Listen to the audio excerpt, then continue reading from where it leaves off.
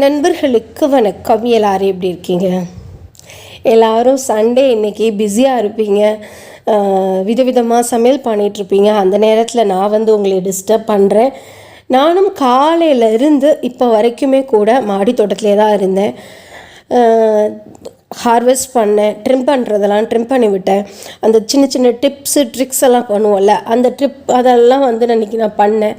அதுக்கப்புறம் பார்த்திங்கன்னா என்னோடய செடிகளுக்கு அயன் ஃபர்டிலைசர் கொடுத்தேன்.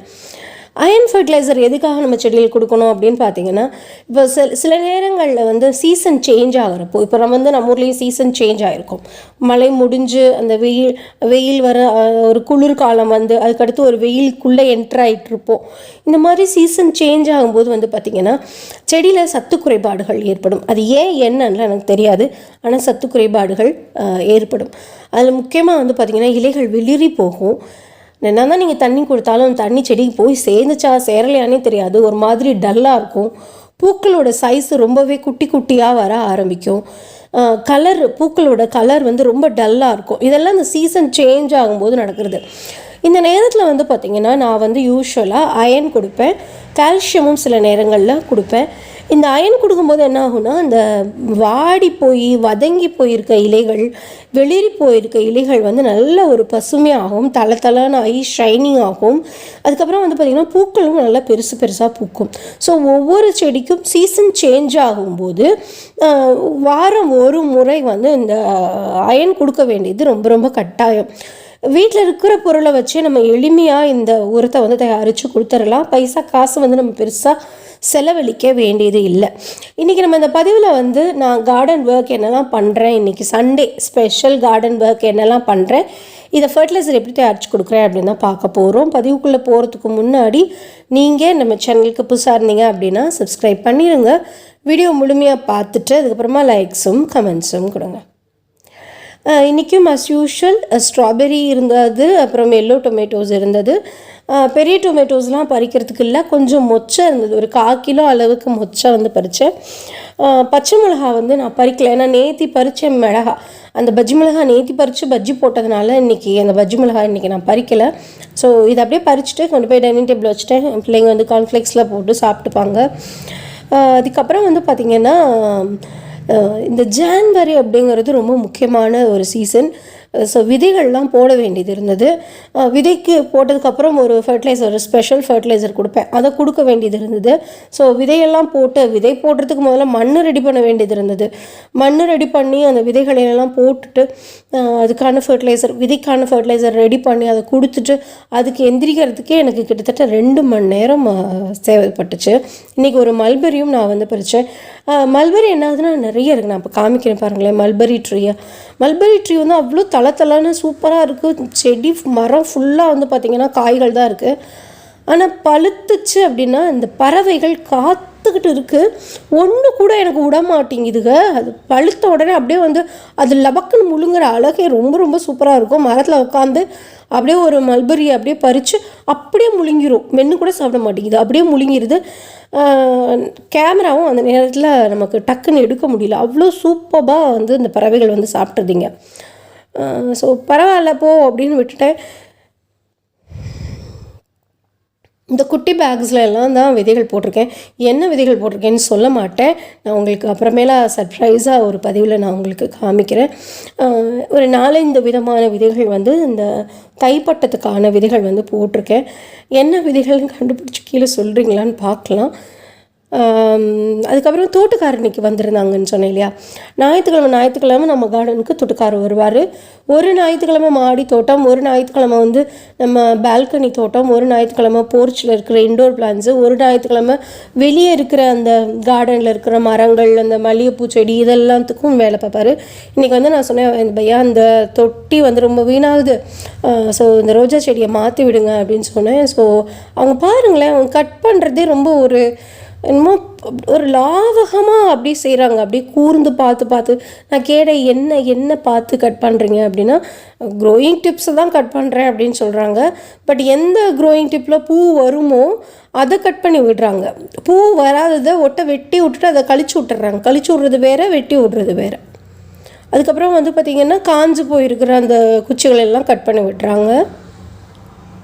ஸோ ஸோ கார்டனர் வந்து எனக்கு நானே தான் வேலை பார்த்துட்டு இருந்தேன். இப்போ 3 வாரமாக தான் இந்த கார்டனர் பையா வர்றாங்க.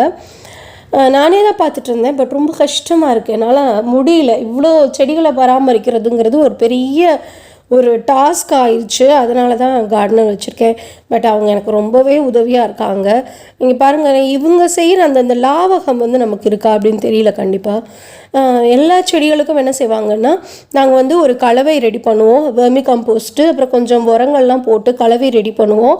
அந்த கலவையை கூட அதுக்கு போட்டு ஒரு பதிவில் போட்டிருக்கேன், நீங்கள் பாருங்கள். முகிலினிஸ் தமிழ் கார்டன், தோட்டக்காரர், அந்த மாதிரி நான் டிஸ்கிரிப்ஷனில் லிங்க் தரேன் உங்களுக்கு, அதையும் போய் பாருங்கள். ஸோ அவங்க என்னெல்லாம் போட்டு மிக்ஸ் பண்ணாங்க அப்படி உங்களுக்கு தெரியும். அதை வந்து ஒவ்வொரு 15 நாளைக்கு ஒரு தடவையும் இந்த தொட்டிகளுக்கு நாங்கள் வந்து போட்டு விடுறோம். ஒரு 2 கைப்பிடி ஒரு தொட்டிக்கும் போட்டு இந்த மாதிரி மேல் மண்ணை கொத்தி விட்டுட்டு களையெல்லாம் எடுத்துட்டு கீழே விழுந்து கிடக்கிற காய்ந்த இலைகள் எல்லாம் எடுத்து பொறுக்கி போட்டுறோம். ஏன்னா காய்ந்த இலைகள் இருக்கும்போது பார்த்திங்கன்னா அந்த இடத்துல அந்த ஸ்னெயிலு, ஸ்லக்கு இதெல்லாம் வர்றதுக்கு காரணமாயிரும். அந்த ஸ்னெயிலுக்கு சாப்பாடாயிரும். அது மாதிரி இந்த காய்ந்த இலைகள் இருந்தது அப்படின்னா அது என்ன சொல்லுவாங்க, பேப்பர்லாம் சாப்பிடுமே, கரையா வந்துடும். அந்த கரையாக வந்துருச்சு அப்படின்னா அது கொஞ்சம் கஷ்டம். அது இலைகள் எல்லாம் காய்ஞ்ச இலைகளை சாப்பிடும். காய்ஞ்ச இலைகள் கிடைக்காத போது அது ஈரமான இலைகளையும் சாப்பிட ஆரம்பிச்சிடும். ஸோ அதனால் நீங்கள் கவனமாக இருக்கணும். காய்ந்த இலையெல்லாம் எடுத்து தனியாக ஒரு இடத்துல வச்சுட்டு கம்போஸ்ட் ரெடி பண்ணிடலாம். இதுதான் நான் கொடுத்த அயனு. இந்த அயன் நான் கொடுக்கறதுனால தான் பார்த்திங்கன்னா என்னோடய செடிகளோட இலைகள்லாம் ரொம்ப அழகாக இருக்குது. அதே மாதிரி பூக்களோட கலரும் வந்து பார்த்திங்கன்னா நல்ல வந்து ஒரு பிரைட்டாக இருக்குது. இதை வந்து நான் பல வகையில் கொடுப்பேன். அயனை வந்து நான் பல வகையில் கொடுப்பேன். இதுக்கு முன்னாடியே ஒரு பதிவு போட்டிருக்கேன், அயன் ஃபார் எனி பிளான்ட் அப்படின்னு போட்டிருக்கேன். ரொம்ப பழைய ஒரு வீடியோ அது, அதையும் போய் நீங்கள் பாருங்கள். வாரம் ஒரு தடவை கட்டாயமாக கொடுக்க வேண்டிய ஒன்று இந்த அயன். அதுவும் சீசன் சேஞ்ச் ஆகிற நாட்களில் கண்டிப்பாக இதை வந்து நம்ம கொடுக்கணும்.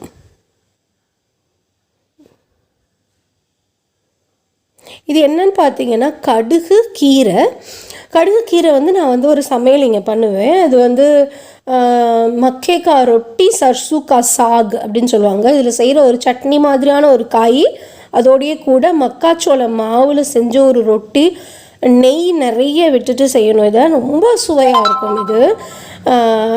அந்த கீரை தான் வந்து பார்த்திங்கன்னா ஃபுல் ஆஃப் அயன். செடிகளுக்கு கண்டிப்பாக அவசியம் கொடுக்க வேண்டிய ஒரு உரம் இது. இப்போ கடுகு கீரை நம்ம ஊரில் கிடைக்காதுக்கா, என்னக்கா நீங்கள் கடுகு கீரை சொல்கிறீங்க அப்படின்னா, ஒரு 4 கடுகை எடுத்து எந்த தொட்டியில் காலியாக இருக்கோ அந்த தொட்டியில் போட்டு விட்டுருங்க. கடுகு கீரை தளதலான்னு வளர்ந்துடும். அதுக்கப்புறமா அந்த கீரையை கட் பண்ணிவிட்டு நீங்கள் இதை மாதிரி செஞ்சுக்கோங்க. நான் ஒரு 20 லிட்டர் வாளிக்கு ஒரு 200 மிக்சியில் போட்டு தண்ணி விட்டுட்டு நல்லா நைஸாக அரைச்சிக்கோங்க. அரைச்சிட்டு ஒரு 20 லிட்டர் தண்ணிக்கு